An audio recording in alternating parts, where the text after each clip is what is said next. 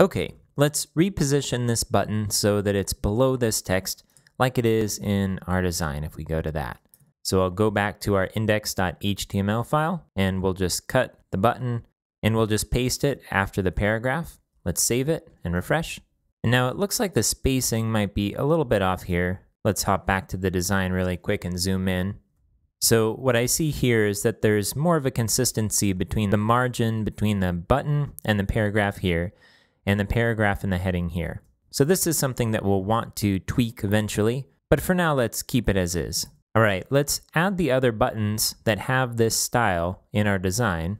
If we zoom back out and we scroll down, we have the two read-on buttons below our snippet texts. So let me go back to our editor and I'll just copy this link here and I'll do a quick search in the HTML for snippet, and here it is. And again, we're going to put the button below the paragraph and we'll use the text read on. Let's save this and refresh the browser to see what it looks like in context. Okay, not bad. And so we'll copy this and paste it in our other snippet and we'll save it.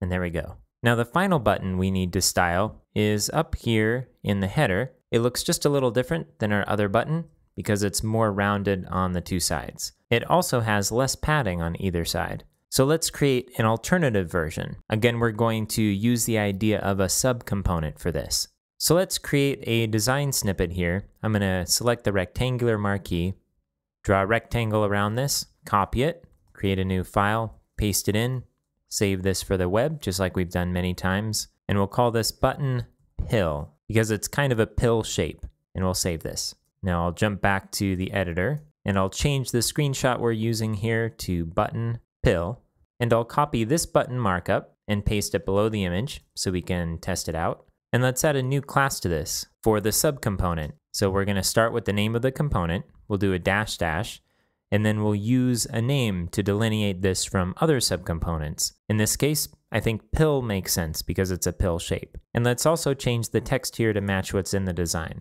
So I'm going to go back to our layered mockup. I'll select the text tool and I'll copy the text. Go back to the editor and I'll paste the phone number in and save it. Now if we refresh the browser and scroll up to the top, we'll see our button here. We can also see one other variation, which is that it seems like the text is flat rather than having a drop shadow. So that will be something else that we'll adjust. The font size also seems just a little bit bigger. So let's go to our button sass and let's create a new style here. We'll use the ampersand to pull in this selector here, dot button. We'll add the dash dash pill and create our brackets. And now let's start by adjusting the rounded corners so that it's more pill shape. What we're going to do is use a border radius, but I'll make it really big. So border radius, and let's use 4 EMs just to see what that does. Let's also change the padding. So we'll copy this definition here and paste it in.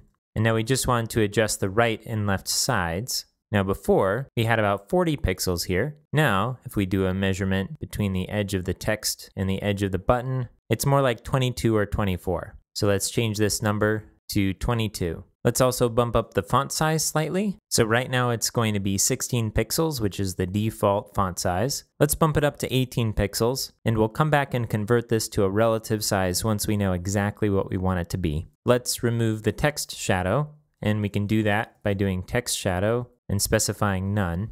Let's save this and refresh in the browser, and this looks surprisingly close. The font size still looks a little bit small, the font weight looks a little too dark, but other than that I think we're good. Now if we inspect this element, one of the things I wanted to show you was what happens when we change the border radius. So let's say we bump this back down to 0 EMs. That makes a hard edge in the corner. But if we go up to 100 EMs, it still stays rounded. Now we can't guarantee that it's going to work like this in every browser, but at least in Chrome, the curve stops changing once it becomes a quarter circle. So we don't necessarily need to be super careful about the maximum border radius. If we want it to be fully rounded like this, we can just use some large number. So I'm going to take it back to 4 EM here. Now let's adjust the font size a little bit. Let's make it 20. Okay, that looks a little closer. And let's update the font weight. And we'll make it nice and thin with a 100 weight. Okay, this looks really close. Let's do some quick measurements to see if there's anything that's off.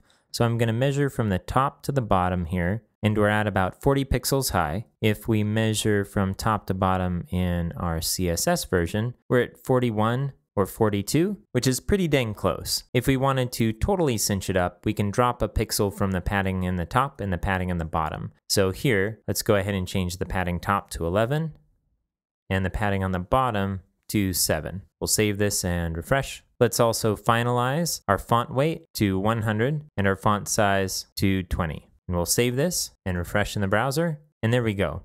Now, even though these are the same heights at this point, it might look a little fatter in our template simply because it's not as long as this button since we don't have that phone symbol yet. Now that we've got this done, let's put the markup closer to where we're actually going to find it in the template. So I'm going to cut the button out here, and we'll paste it in the header. Again, our header has 2 levels, the top and the bottom. It's going to be in the bottom. We'll drop it below the nav here. We'll save this and refresh. And now we can see the button in the context of the background color.